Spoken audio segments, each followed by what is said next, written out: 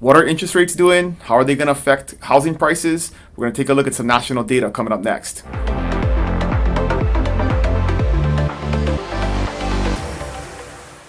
Hey, what's going on, friends? It's all over the news, but interest rates are rising. And so we're going to take a look at some national data, look at what the interest rate trend has been, kind of what they're doing right now, what the forecasts are going to be, and then we'll look at what the projected impact on home prices is going to be. So we'll jump right in to these graphs. So the first one is, this is the 30-year fixed mortgage going back to January. So if you look at back in January, we were down at 3.2%, and there's been a steady rise up, but it's kind of been pretty erratic, right? I mean, it went up to 5.3, then back down to 5.09, back up to 5.8. We are now hovering today around 5.6, between that and kind of 6%. It did jump above 6% for a little while, about a week ago. And so the interest rates are still kind of all over the place, going up and down, lots of volatility in the market. Obviously, this is all caused by the Fed trying to curb inflation, because inflation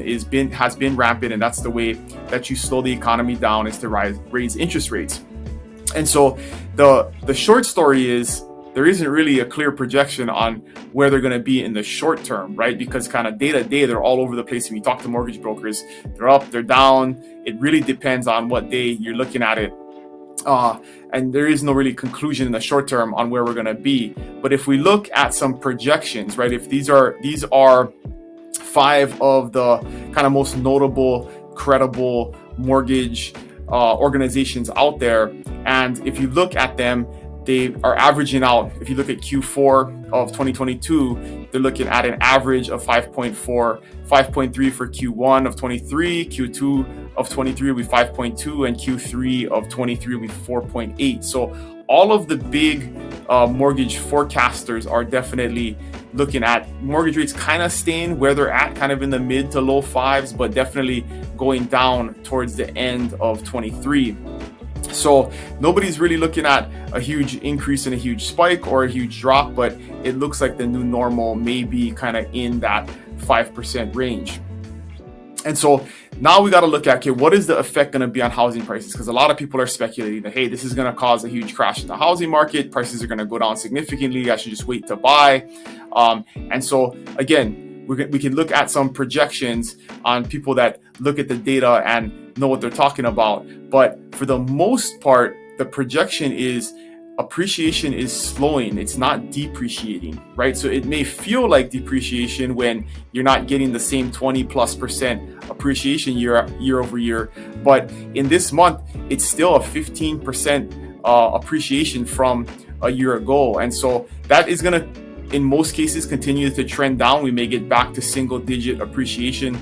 But for the most part, in the last couple of months, ever since interest rates started to go up, we've just been seeing a slowing in depreciation. We haven't seen any depreciation. So that's an important thing to kind of understand and know the difference of, because things are slowing down. It is not necessarily a depreciating effect where housing prices are actually dropping.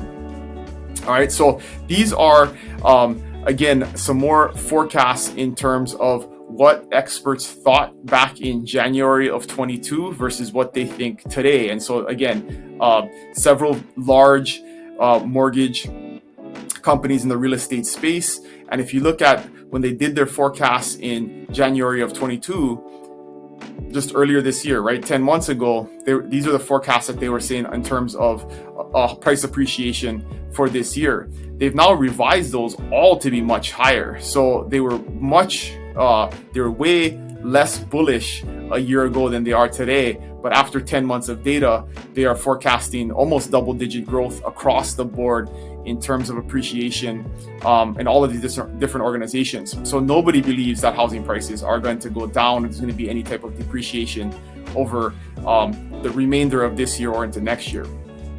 And a big driver of this, and this is something that we've talked about over and over and over again, is inventory, right? At the end of the day, there is still a supply or a demand for buyers to buy homes. They're going to be out there no matter what. And until there is enough supply to satisfy that, that's when you start seeing an evening out of prices or potentially a decrease in prices. But the reality is, if we look at inventory levels, and this is a comparison, if you go back to the same week a year ago in 21, we have 26% more inventory than we did back then. And if you just look at that one data point, you can say, well, that's really crazy. We're up 25+% in terms of the number of properties that are on the market versus a year ago. But if we put that data in context and we go a little bit further back, right? If we look at 2020, we are still minus 5% inventory from 2020. And if we go back to 2019, we are still at 42% less properties on the market than in 2019. So we are still in a very, very low inventory environment, even though if you look at a short-term data point, like comparing us to a year ago, which was kind of the bottom of the inventory market, there was very, very few homes on the market a year ago. We're up 26%. But if you go back a year, we're still 5% less. And if you go back 2 years, we're 42% less homes on the market than there was in 2019. So we're a long ways away from kind of that normal market, which we saw in 2019, 2018, 2017. That was somewhat of a normal market. So these are national stats. Again, we keep talking over and over again. There's no need for alarm. If you need to buy, you need to continue to be in the market. There's some more opportunity here because of this higher inventory market. But if you're waiting for some crazy crash or some big change in the market, nobody thinks that's going to happen. We're definitely not feeling that. We're just going to go back to pre-COVID levels in kind of a normal market. But if you disagree, please put them in the comments or shoot me an email at dylan@buyabigisland.com. Would love to have a conversation with you. And you can always book a meeting in the comments if you want to talk about your specific situation. And we're here to help. I'll see you guys next week. Aloha.